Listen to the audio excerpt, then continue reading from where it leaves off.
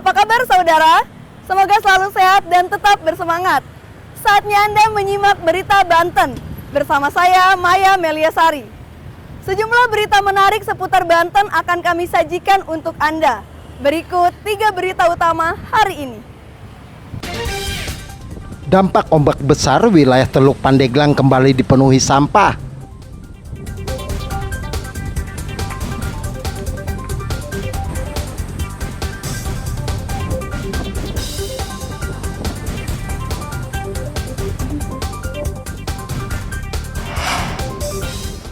Cuaca buruk, truk logistik tertahan berjam-jam di Pelabuhan Merak.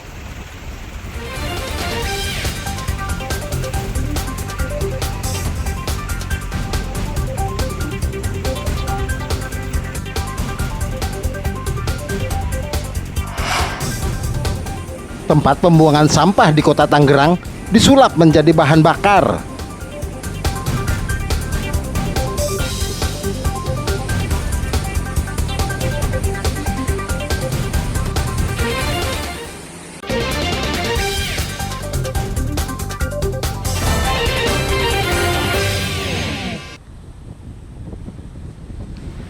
Beberapa aliran sungai di Kabupaten Pandeglang sempat meluap dan mengakibatkan banjir di sejumlah wilayah.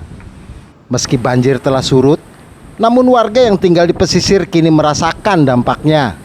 Ratusan kubik sampah yang terbawa banjir saat ini menumpuk di pesisir pantai. Salah satunya Desa Teluk, Kecamatan Labuan, Kabupaten Pandeglang. Sampah yang terbawa ini menumpuk di pesisir pantai hingga ke lapak pedagang ikan. Selain sampah banyak terbawa ombak juga menumpuk di daratan. Keberadaan sampah ini pun mengganggu aktivitas warga setempat. Warga berharap pemerintah Kabupaten Pandeglang segera mengambil langkah untuk membersihkan sampah yang menumpuk tersebut, sehingga aktivitas warga kembali normal. Sejak kapan sih, Bu? Sejak tanggal 2 bulan Desember. Bulan Desember? Iya. Pada waktu itu gimana kondisi gelombangnya, Bu? Oh, gelombangnya tinggi, terus akibat hujan lebat, angin kencang, dan ini banjir dari gunung kali itu ya, hujan karena nggak berhenti jadi mengakibatkan banjir, membawa sampah ke sini. Terus ini sampah pada naik semua. Berarti ini bukan sampah dari warga sini, Bu, ya? Bukan, ini dari ke bawah arus banjir. Sebelumnya sampah laut menumpuk di Desa Teluk juga sempat dibersihkan oleh salah satu komunitas pemuda. Namun kebiasaan buruk masyarakat yang membuang sampah di sungai menyebabkan wilayah ini kembali terkena dampaknya. Yaitu sampah kembali menumpuk di sekitar rumah warga. Ariel Maranus dan Pian Kusuma melaporkan dari Kabupaten Pandeglang.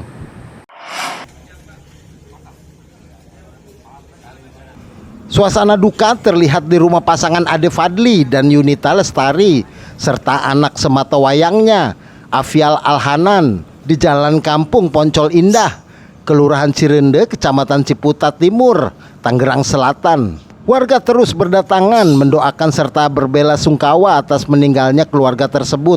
Tetangga menjelaskan, di mata warga mereka dikenal sebagai keluarga yang harmonis, selalu bersama-sama. Tidak pernah terlihat cekcok. Sebelumnya pun terlihat beraktivitas normal. Tidak terlihat gelagat yang mencurigakan hingga akhirnya ditemukan meninggal dunia. Pokoknya baik-baik saja. Dua-duanya menurut saya juga suami istri yang pokoknya baik dah. Terus sopan santunnya juga menurut saya bener banget gitu, nggak ada masalah apa-apa. Bahkan kalau saya sih kesimpulannya itu keluarga bahagia, itu keluarga muda yang bahagia gitu. Sementara itu polisi menjelaskan telah menemukan satu keluarga yang terdiri dari ayah, ibu, dan seorang anak dalam keadaan sudah tidak bernyawa. Saat ditemukan, jenazah ibu dan anak berada di dalam kamar, sementara ayah di kamar mandi. Polisi masih terus mendalami keterangan saksi serta melibatkan sejumlah ahli. Polisi belum juga bisa memastikan informasi terkait jeratan pinjol yang membuat keluarga ini nekat mengakhiri hidupnya.